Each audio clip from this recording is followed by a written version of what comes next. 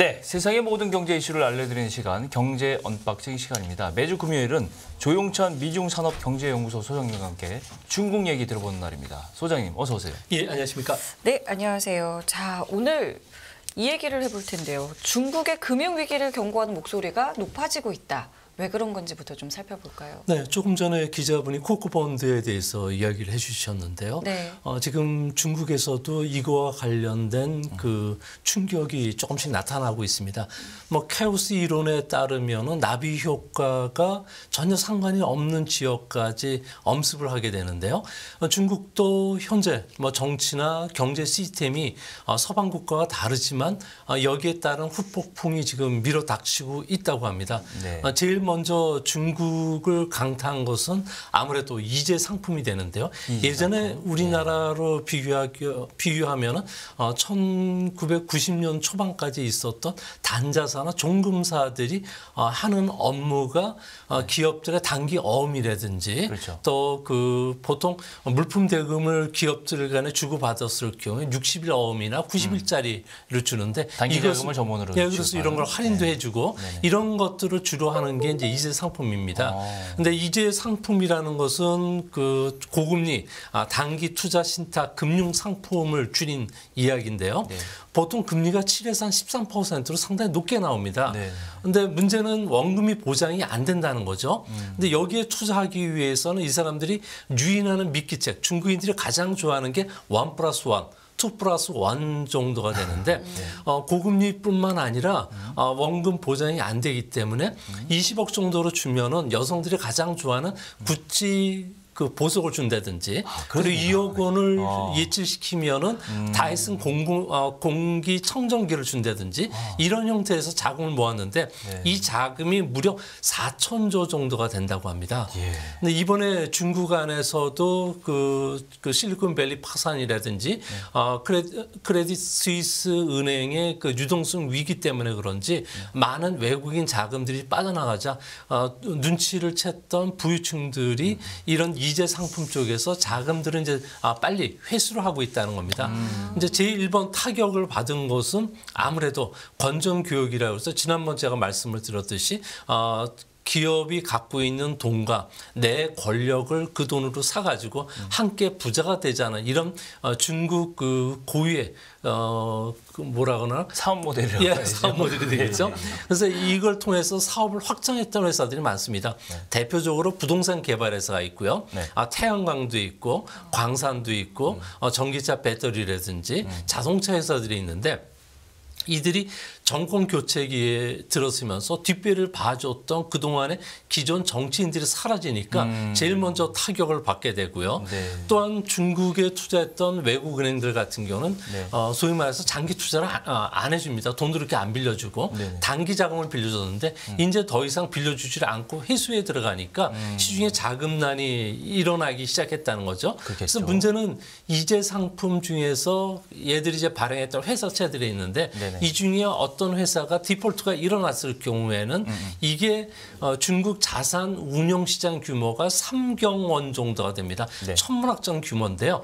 이게 전체가 흔들릴 수가 있다는 거죠. 뭐 아직까지는 이야기는 안 나오는데 중국이 이제 본격적으로 사정 정국에 지금 들어가 있는 상태고 그동안에 이런 사정 정국 뒤에서 편안하게 있었던 상하이방을 중심으로 했던 소위 말해서 뭐 검찰이라든지 그리고 뭐 경찰과 같은 이런 쪽에 있는 인물들이 교체되니까 아무래도 제일 타격을 받는 곳이 아무래도 이런 건전 교육을 중심으로 한 기업들이 될 수밖에 없지 않나. 그래서 이제 앞으로 반도체라든지 전기 자동차, 친환경, 뭐 조선 이쪽 부분으로 타격은 언제든지 전개될 가능성이 있지 않나 이렇게 보십니다.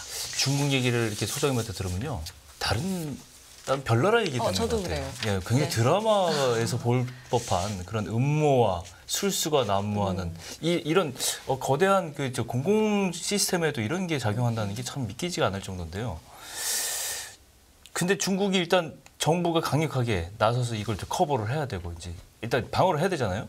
지금 지난밤에도 영국은행은 11번째 기준금리 올리고 뭐 FMC도 당연히 금리 올렸고 스위스 중앙은행도 지금 이례적으로 금리를 올려서 지금 돈줄을 옥죄고 있는데 중국만 이런 것 때문에 지준율을 인하 조치를 한 건가요? 네, 이거 말씀드리기 전에 중국이란 나라 자체는 그 모든 그 개인 상행위와 관련해서는 시장의 상당 부분을 줬고요. 하지만 돈에 대해서는 정부가 꼭 쥐고 있다는 거죠. 그만큼 느낌이에요. 경제를 쥐고 흔들기 때문에. 그런데 문제는 중국의 경제 규모가 세계 2위권으로 올라왔는데 계속 금융권을 장악하고 있다 보니 후유증이 발생할 수밖에 없는 상황이고요. 근데 세계 각국은 금리를 통해서 시장의 그 경기 과열이라든지 버블을 잡는데 중국 같은 경우는 위엔화의 국제화를 추진하고 있고요. 또 디지털 위엔화를 추진하는데 가장 기본이 위엔화의 안정성입니다. 만약에 금리를 낮추면 위엔화 자체가 폭락할 가능성이 크고 그런 모든 정책이 어긋나기 때문에 중국 정부 입장에서는 상위 국가 아젠다로 추진하는 위엔화 국제화를 건드리면 안 되고 이것을 이제 방편으로 해서 이제 여러 가지 수단들이 있는데 그 중에 하나가 지준율이라는 거죠.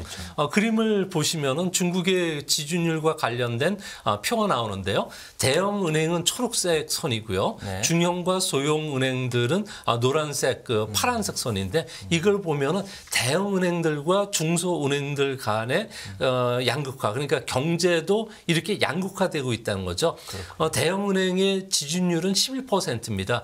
우리나라의 지준율이 7%인 점을 비교하면 여전히 중국 정부는 모든 기업의 자금 흐름을 중앙은행이 쥐고 있다는 거고요. 이 때문에 여기서 보시는 것처럼 중소기업들 같은 경우는 상당히 자금난에 몰리고 있고 지금 이런 자금난이 심화되고 있기 때문에 아무래도 중국 정부가 지준율을 낮춰서 돈을 더 많이 푼다고 합니다. 그림을 보시면은 중국이 2019년부터 지금까지 9번의 지준율을 낮췄는데요. 지준율을 한 번 낮출 때마다 95조 원의 자금이 풀리니까 지금까지 9번을 낮췄으니까 무려 850조 원을 풀었는데도 현재 위기 상황을 극복하지 못하고 있다는 걸 보여집니다. 특히 이번 3월 말이 위험한데 중국 같은 경우는 기업들의 그 기업 소득세가 납부하는 날이 3월 말입니다. 25% 정도 납부를 해야 되는데 계절적으로 지금 자금이 집중되고 있는 상태고요. 또 국제 글로벌 신용 위험이 닥치니까 서구 쪽에서는 중국의 돈을 이제 빌려주지 않는 상태고 그러다 보니까 현재 상황에서는 중국이 유동성 위기가 이렇게 쉽게 빠져나오기는 어렵고 이제 앞으로 더 문제는 4월, 5월 달 들었으면은 그동안에 그 상하이방이 갖고 있었던 권력 기반이라고 할 수 있는 그 감찰이라든지 그리고 그 법원이나 그리고 공안 조직 관련해 가지고 인사와 관련된 대규모 수청 작업이 있는데 이거와 관련해서 수청 작업에 들어가면 중국 기업들 같은 경우는 움츠릴 수밖에 없기 때문에 자금 사정은 더 어려워지지 않을까 보여집니다. 그렇군요. 9번이나 늦출 정도로 지금의 경제 상황을 파악하고 있다고 하는 건데 어느 정도라고 지금 분석을 할 수 있겠습니까? 네, 지금 그 중국 경제 같은 경우에는 이동 제한이 풀리면서 뭐 일선 도시죠. 그 베이징, 상하이, 광저우, 선천 같은 경우에 지하철 이용객 수들을 보면은 이전 평시보다 한 90% 정도까지 올라왔고요. 도로 혼잡 지수도 상당히 좋아지고 있습니다. 아무래도 외식이라든지 오락 같은 서비스 소비는 이제 빠른 속도로 회복이 되는데 문제는 시주석의 통치 기반을 잡기 위해서 중앙 핵심 기관인 그 공안이나 감찰, 법원서부터 시작해서 지방의 그 핵심 요직의 대수청 작업이 지금 진행이 되고 있는데요. 이 때문에 부자들 같은 경우는 과시용 소비를 할 수가 없는 상황이고요. 또 새로 이제 보임지에 그 갔던 그 시 주석의 핵심 인사라고 하더라도 전체 분위기가 있으니까 새 자동차로 교체가 일어나야 되는데 교체가 일어나지 않는다는 겁니다. 눈치 보이잖아요. 예, 그렇죠. 사무기기도 교체를 안 하다 보니까 실질적으로 자동차 같은 경우는 1, 2월 달에 이거에 맞춰서 대규모로 생산하고 고급 자동차로 생산했는데 오히려 거꾸로 9.4%가 소비가 줄었고요. 스마트폰 같은 경우에도 작년 그 1, 2월 달에 비해서 한 10% 감소. 가전제품 같은 경우도 1.9% 정도 감소할 정도로 내구 소비자가 상당히 위축이 되고 있다는 겁니다. 이 때문에 중국의 그 많은 기업들 같은 경우는 투자도 안 하죠. 은행은 돈도 안 빌려주죠. 그리고 직장도 폐쇄가 되다 보니까 실업률은 오히려 또 거꾸로 코로나 때보다도 더 올라가는 상황이고요. 근데 이런 경기 침체가 길어진다면 가처분 소득 감소로 인해서 소비는 더 냉각이 될 수밖에 없는데 이 때문에 리오프닝 효과가 현재로서는 나타나지 않고 있다는 겁니다. 예. 이로 인해서 전기 자동차 세계 1위 기업이죠. BYD 같은 경우도 할인 행사도 들어가고요. 장안 자동차, 둥펑그룹 같은 자동차 완성차 회사들 같은 경우는 중국인들이 좋아하는 자동차 한 대 사면 다른 자동차도 하나 끼워주고요. 50% 할인 행사도 지금 막 행사를 하고 있다는 거죠. 왜 그런 거니? 중국의 모든 기업들이 이제 이런 수밖에 없는데 중국에서는 시장을 잃으면 모든 것을 잃게 됩니다. 시장을 잃고 고용을 해고를 시키면은 생산 라인을 축소시키면은 경쟁에서 패했다고 보고 은행에서 돈도 빌려주지 않는다는 거죠. 우리처럼 경영 합리화에 의해서 고용을 조정했다고 보지를 않고 있기 때문에 이제 앞으로 상당히 위험해지니까 시장은 지켜야 되겠고 그러다 보니까 기업의 이익은 상당히 위태롭고 그러다 보니까 상하이 종합주가지수를 비롯해서 중국 증시가 좀 위태로운 것도 이 때문인 것으로 보여집니다. 소장님이 서두에 말씀하신 것처럼 나비 효과가 정말 중국에도 예기치 않는 문제들을 발생시킬 수 있다 이렇게 생각이 되는데 정말 회색 코뿔소라든가 블랙스완 같은 문제들이 중국에서 어느 부분이 가장 취약할까요? 그게 궁금하더라고요. 네, 중국 같은 경우에는 그 GDP 대비해서 총 채무 비율 같은 경우에 300%가 넘었는데요. 네. 이게 어느 정도인가 하니 일본이 버블이 터졌던 1998년 3월 달이 GDP 대비해서 296%의 부채 비율이 있었습니다. 네네. 이것보다 더 높은데요. 이제 이 당시 일본 같은 경우에는 1인당 GDP가 32,000달러였습니다. 네. 중국은 12,000달러 정도니까 네. 3분의 1 정도밖에 안 되는 상황인데 중국이 현재 급격한 저출산 사회로 들어갔죠. 예. 또 고령화 사회에 진입했죠. 여기에 또 재정난으로 인해서 사회보장비는 꾸준히 지출해야 되기 때문에 재정 부담이 지금 엄청나게 진행이 되고 있다고 합니다. 이 때문에 모든 투자 사업들, 인프라 사업들 같은 경우는 멈출 수밖에 없고 또 그러다 보니까 중국 안에서 교사라든지 그리고 난방비도 지금 못해서 실제 어려움에 처하는 지방 정부들이 많은데 지방 정부들 같은 건 사실상 3분의 1 정도는 지금 파산 위기에 몰려 있고요. 세수를 가지고 이자를 지급하는데 무려 78%나 쓴다고 합니다. 그러니까 다른 것을 할 수가 없다는 거죠. 이 때문에 지방 정부들 같은 경우에는 자금 조달을 이재 상품을 통해서 한다든지 융자 평대라고 해서 중국의 그 지방 정부에서 대출 플랫폼이 있는데 여기서 하는데 융자 평대의 총 자산 이익률, 그러니까 내가 갖고 있는 돈 가지고 운용을 해서 얼마만큼 이익을 볼 수 있느냐를 보여주는 지표인데 네네. 현재는 0.4%. 아까 말씀을 드렸듯이 이자가 4% 정도 수준인 거에 비교하면 이자도 못 갚는 상태가 된다는 거죠. 그렇군요. 그러다 보니까 후진 민대를 통해서 또 공동 부유를 통해서 기업을 인수를 했거라든지 IT라든지 주택 개발에 들어갔다든지 데이터 경제와 관련된 투자들은 엄청나게 늘어나야 되는데 이 부분을 못 하기 때문에 현재 이거와 관련해서 중국이 상당히 어려움을 처하게 되는데요. 심각한 것은 융자 평대와 관련된 채무가 올해 만기가 돌아오는 게 950조 정도가 된다고 합니다. 네. 이 때문에 이제 인프라 건설들 같은 경우는 앞으로 생각보다 올스톱될 가능성이 크고요. 또 공무원들이 이제 씀씀이로 줄이라 그러니까 자동차 판매 같은 경우는 전체 판매 15%, 20%는 정부가 사줘야 되는데 이것을 못 사주고 또 전기 자동차 같은 보조금도 못 주게 되고 그러다 보니까 중국 경제가 한 군데에서 삐걱거리는 게 아니라는 거죠. 이거를 해결할 수 있는 제일 좋은 방법은 부동산을 자극시켜서 세수를 늘리는 방법인데 세수를 마냥 늘리기 위해서 부동산을 자극시키면 버블이 다시 또 형성이 되고 이전처럼 혼란이 더 극심해지기 때문에 중국 정부 입장에서는 상당히 좀 고통이 좀 심하다고 합니다. 그렇군요. 근본적으로 지방정부 재정 상황이 그렇게 안 좋아진 이유가 뭘까요? 3분의 1이나 파산을 지금 걱정해야 된다는 건 상당히 심각해 보이는데요. 네, 그 지방 정부들 같은 경우에는 그 전체 재정 지출의 한 86% 정도를 차지하고 있고요. 네. 재정 수입의 40%는 부동산에 의존했다고 보니까 중국은 부동산이 모든 산업의 기간 산업이라는 거죠. 네. 이 때문에 지난 그 3년간 코로나 기간 동안에 부동산 경기가 아예 침체를 해 있는 상태고 이 때문에 이제 앞으로 저출산이라든지 고령화 그리고 코로나 이후에 여러 가지 복지 혜택들을 줘야 되기 때문에 네. 작년보다는 아무래도 재정 적자가 15% 정도 늘어난 737조 원이라고 하는 보고서들이 나오고 있는데요. 예. 일본 경제신문 니혼기 기자 같은 경우는 3월 19일자 일면 톱으로 이를 보도를 했는데 아무래도 이런 상황이 되면 인구 유출이 시작되어 있는 지방이라든지 그리고 그동안에 그 여러 가지 IT라든지 이쪽을 집중적으로 투자했던 지역들 같은 경우는 제1차 타격을 받게 될 가능성이 크지 않나.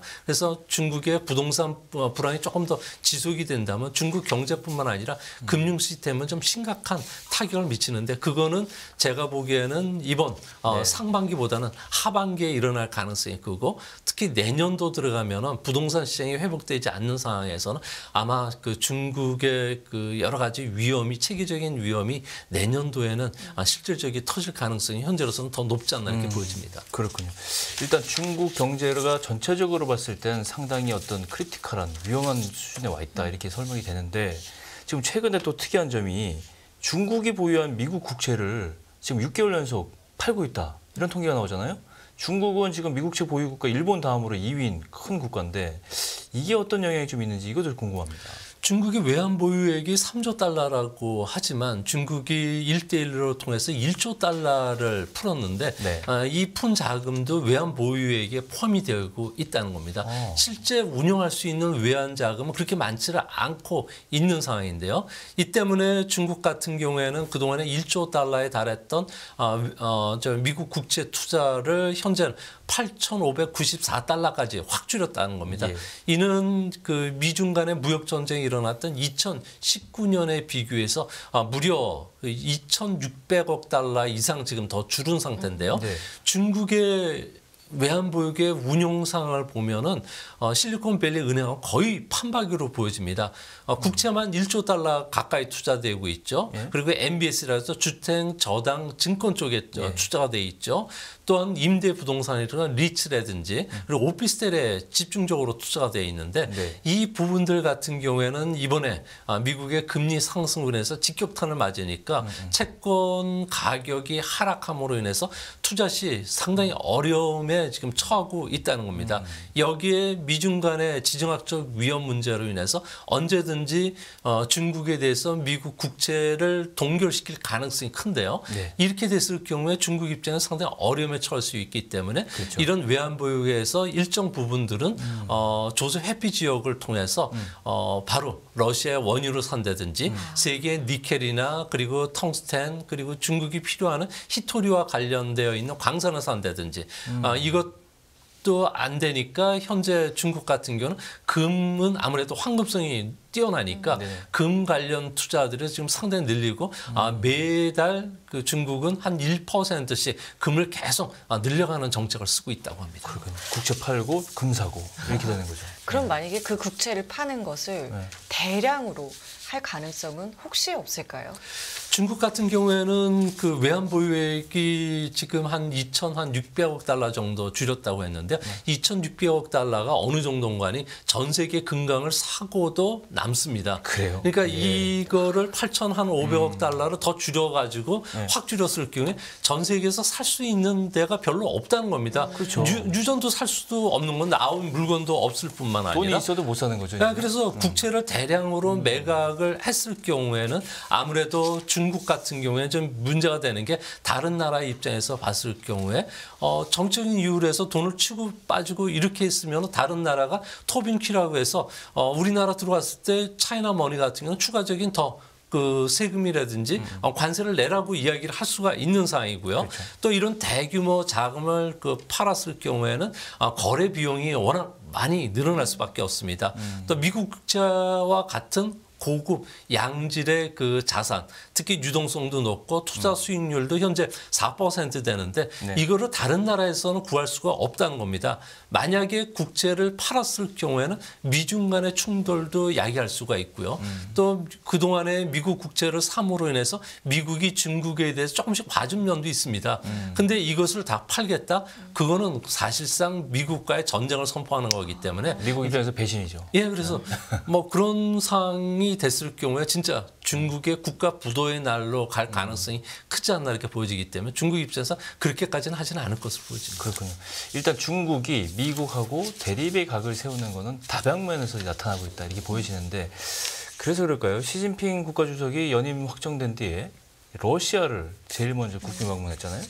이게 우크라이나 전쟁의 중재 역할을 하기 위해서도 간 것 같고 이런 포석이 좀 미국과의 어떤 관계 때문에 러시아 쪽으로 이렇게 관계를 공고히 하려고 간 거 아닐까 이렇게 생각이 드는데 어떠세요? 네, 뭐 2박 3일 일정으로 국빈 방문을 하고 이제 끝났는데요. 네. 뭐 출발 전에 평화의 그 여정이라고 했지만 실질적으로 전쟁 종식과 관련된 구체적인 조치안들도 안 나왔고요. 네. 오히려 미국이라든지 나토에 대해서 대립각만 세웠던 거기 때문에 실질적으로 러시아가 원했던 탄약 지원, 미사일 지원, 후속 군수 지원은 전혀 언급도 안 되어 있는 상태입니다.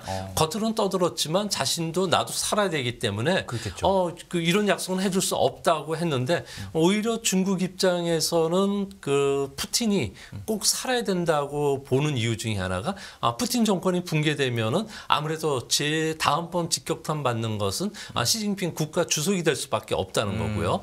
또 한 가지는 시 주석과 푸틴이 처음으로 만났던 게 시 주석이 그 국가 주석이 됐던 2013년 3월 14일 날 국가 주석이 됐고 바로 다음 주 3월 22일 날 러시아를 찾으면서 푸틴에게 물어봤다고 합니다.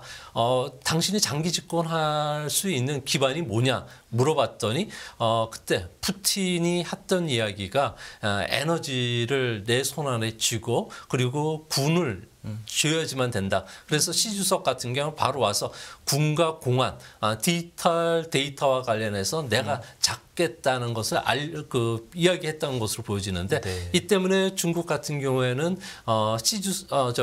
러시아로부터 에너지 협력을 얻어냈다는 게 가장 중요한 거고요. 네. 특히 러시아와 관련해서는 연해주죠. 그 국경 지역에는 러시아 사람들이 그 630만 명뿐이 안 살지만 중국인들은 1억 1,000만 명 정도 산다고 합니다. 이 지역을 러시아와 무역을 하면서 위안화 경제권으로 바꿔서 실질적인 영향력을 두겠다는 거죠. 그래서 네. 에너지 협력과 관련된 천연가스 파이프라인도 8가지 협력 방안도 추진했던 것도 이 때문이고요. 또 나토라든지 미국에 대항하기 위해서 이번에 좀 서둘러서 방문한 것으로 보여지는데 앞으로 바이든과 이제 대립은 점점 심각해질 사항으로 전개될 가능성이 있지 않나 이렇게 보여집니다. 네.